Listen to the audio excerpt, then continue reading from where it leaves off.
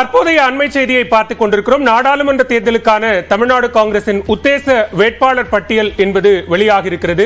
ஏற்கனவே சற்றேறக்குறைய தொகுதிகளில் யார் யார் போட்டியிடுவார்கள் என்கிற தகவல் வெளியான நிலையில் தற்போது வெளியாக இருக்கக்கூடிய அந்த உத்தேச வேட்பாளர் பட்டியலை பார்க்கிறோம். அந்த வகையில் தற்போது சிவகங்கை தொகுதியில் கார்த்தி சிதம்பரமும், கரூர் தொகுதியில் ஜோதிமணியும் போட்டியிடுவார்கள் என இந்த உத்தேச வேட்பாளர் பட்டியல் தெரிவிக்கிறது. குறிப்பிட்ட தொகுதிகளில் தற்போது இருக்கக்கூடிய எம்பிக்களே மீண்டும் போட்டியிடக்கூடிய நிலையில் திருவள்ளூர் தனி தொகுதியில் சசிகாந்த் செந்தில் போட்டியிடுவார் என்கிற தகவல் இந்த உத்தேச பட்டியல் மூலமாக வெளியாக இருக்கிறது. இது தொடர்பான கூடுதல் விவரங்களோடு இணைகிறார் நம்முடைய சிறப்பு செய்தியாளர் தமிழரசி.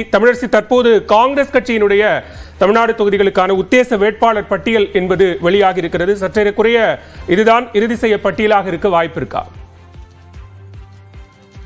பாலா, கடந்த 2 நாட்களாக டெல்லியில் காங்கிரஸ் கட்சியின் தேசிய தலைவர்கள் மற்றும் மாநில தலைவர் மற்றும் முக்கிய நிர்வாகிகள் கடந்த 2 நாட்களாக தொடர் ஆலோசனையில் ஈடுபட்டு வருகின்றனர்.